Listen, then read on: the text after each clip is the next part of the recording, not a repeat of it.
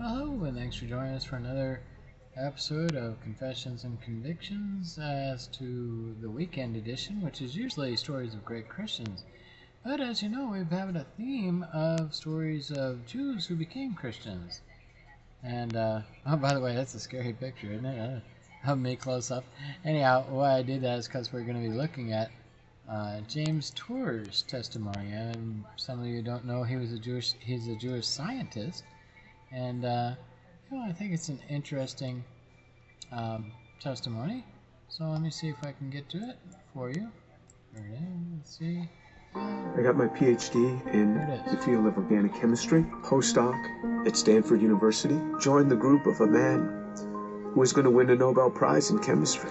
Voted one of the top 50 most influential minds in the world. I was a visiting scholar at Harvard University. I've spoken at every major university in this country, have over 650 research publications, voted the R&D Magazine Scientist of the Year. I'm in the National Academy of Inventors. I'm a member of the American Association for the Advancement of Science, over 120 patents. Started 7 or 8 companies.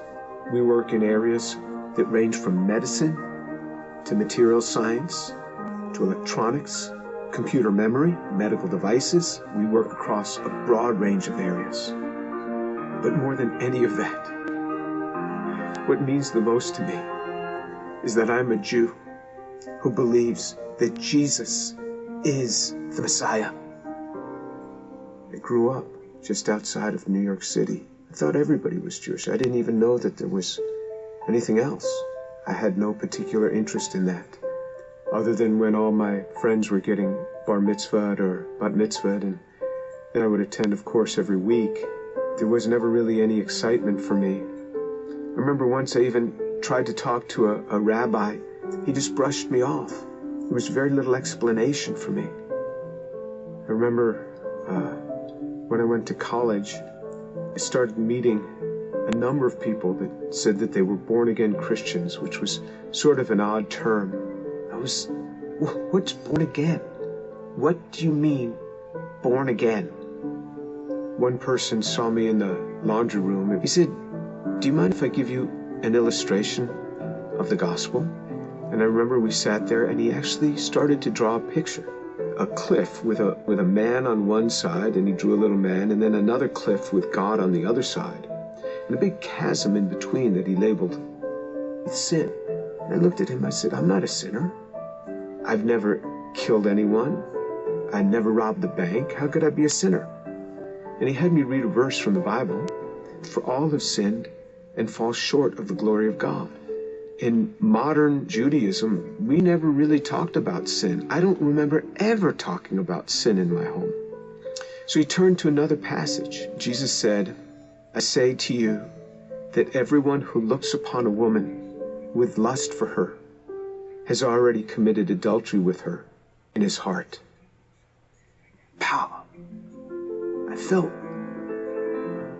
just as if I had been punched right in the chest. Here I was, new in college. I didn't think anybody knew. I would pick up these magazines, and I became addicted to pornography. It was just through those magazines. And all of a sudden, something that's written in the Bible, somebody who lived 2,000 years ago is calling me out on it. And I felt immediately convicted. And that now I realized I was a sinner. When I read in the scriptures what sin is, then I knew I was a sinner. How am I going to get to God? We Jews know this better than anyone else. Without the shedding of blood, there is no forgiveness of sin.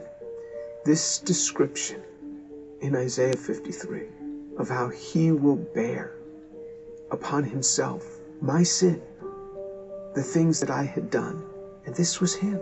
This was the man that took this upon himself on the cross. The perfect God comes and gives himself for us. He is the one that gives himself for us. I started to realize how Jewish the New Testament is.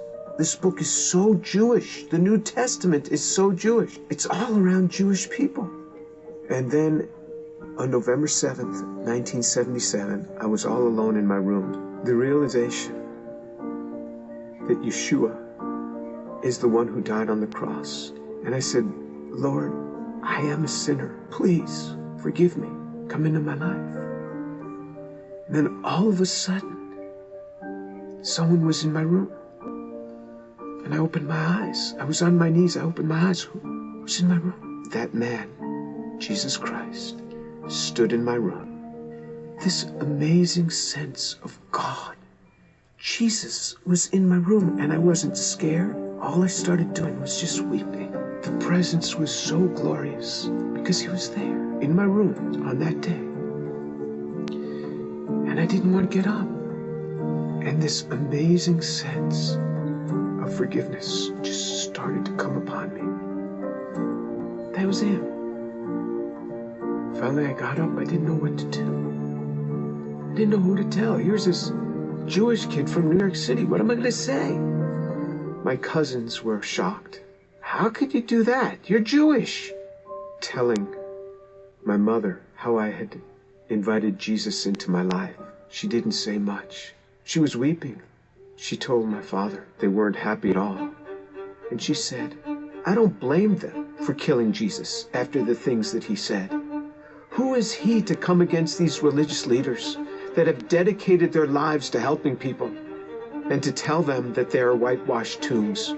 Who is he, this young man in his 30s, to say this to these scholars? He got what he deserved. And my mother's a very deep, pensive, careful reader. She read from Genesis right on through the Tanakh, the whole thing. When she got done, I said, what did you think? She said, God warned us over and over again. He warned us.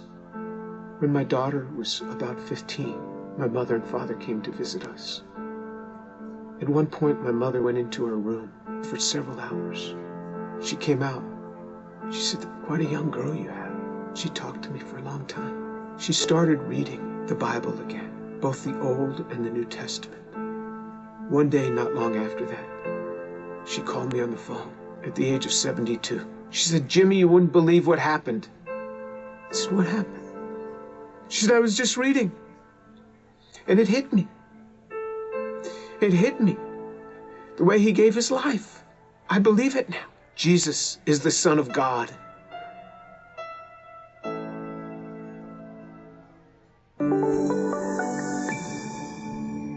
And that was the testimony of James Tour, Dr. James Tour, the scientist. And if you don't know about him, you can look him up, and you should. But also think about One for Israel. That's a good group of people that you can support. So, once again, thanks for joining. It's always a pleasure to have you along. And till next time, Lord willing, I'll see you then. Sorry about the cameraman, that's me. Hard to get him, cooperative guy. Anyhow, we'll see you next time. May the Lord bless and keep you. Don't forget, be in church this weekend. And grow in grace. It's always a good idea, right? And stand up for what you believe. Don't be afraid. Don't back down. Not so much in, well, I'll show him. No. But trust in the Lord. Everything is always in the Lord's hands. And the Lord will keep us. And the Lord will bring to him those whom he may. Pray for those who are lost. In a dark world, we need a lot more light. So don't be afraid to share the gospel. It's good news. Till then, God bless.